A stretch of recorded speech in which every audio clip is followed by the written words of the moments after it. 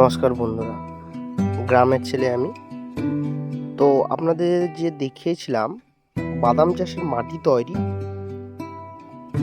তা আপনাদের আমি দেখাচ্ছি যে এক চাষে মাটি কেমন হয়, দ্বিতীয় চাষে মাটি কেমন হয় এবং তৃতীয় চাষে মাটি কেমন হয়। দেখুন, এই জমিটাতে কিন্তু এক চাষ দেওয়া হয়েছে। পুরো জমিটা দেখুন, এক চাষ দেওয়া হয়েছে।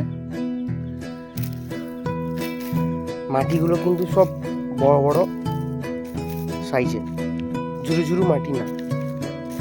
বাদামের আদর্শ মাটি হচ্ছে ঝুরু ঝুরু টাইপের মাটি।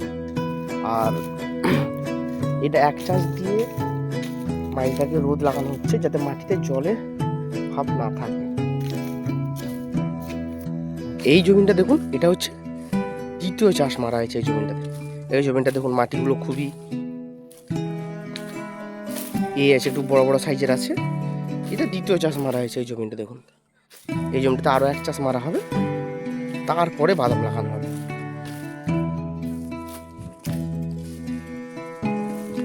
বাদাম চাষের জন্য এই মাটি এখন প্রস্তুত হয়নি, আরো এক চাষ দেওয়া হবে, তারপরে বাদাম লাগানো হবে।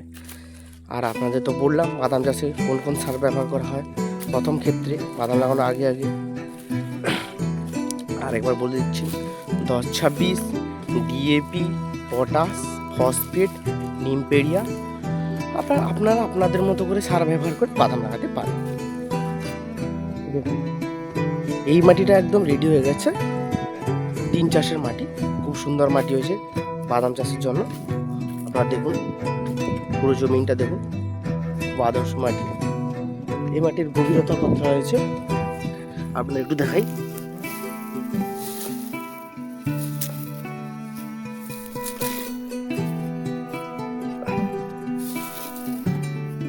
জমির আলের দিকে দেখলে হবে না, জমির মাঝখানে দেখতে হবে মাটি কত রয়েছে। আলের দিকে তো খুব একটা মাটি দেখে লাভ নেই, দেখতে হবে মাঝের দিকে জমির মাটি কত রয়েছে। দেখুন, খুব মাটি ভালো হয়েছে, গভীরতাও খুব ভালো। আর এটা হচ্ছে বাদাম চাষের আদর্শ মাটি, একদম মাটি প্রস্তুত হয়ে গেছে। দেখছেন আপনারা, এই জমিটা চারিদিক দেখুন, মাটি প্রস্তুত হয়ে গেছে। এই মাটিতে বাদাম লাগানো।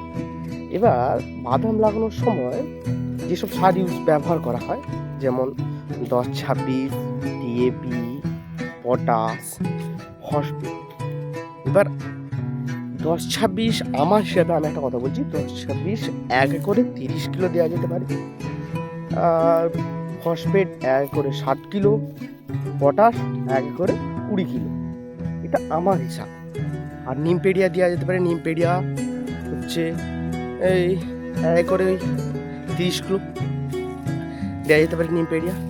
এবার আপনারা আপনাদের মতো ব্যবহার করবেন। নিমপেডিয়া দিলে খুব ভালো। এই কয়েকটা সার বাদাম চাষে দেওয়া হয় বাদাম লাগানোর আগে আগে।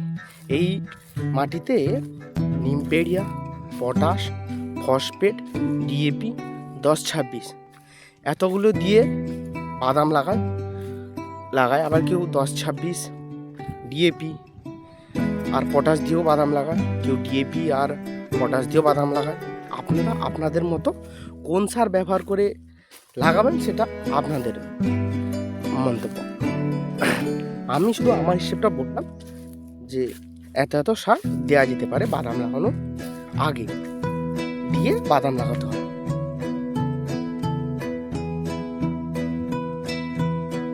জমিটাও মাটি রেডি হয়ে গেছে 3 চাষ দিয়ে। মাটিটা খুবই সুন্দর হচ্ছে, আদর্শ মাটি বাদাম চাষের জন্য। এবার এই মাটিতে বাদাম লাগানো হবে। এবার আপনাদের সামনে আমি বাদাম কেমন করে লাগানো হয় তুলে ধরবো। তো আপনাদের যদি এই ভিডিওগুলো ভালো লেগে থাকে তাহলে চ্যানেলটিকে সাবস্ক্রাইব করুন, লাইক করুন, শেয়ার করুন এবং আমার পাশে থাকুন। পরবর্তী আপনাদের ভিডিও দেখাবো কেমন বাদাম লাগানো হয়।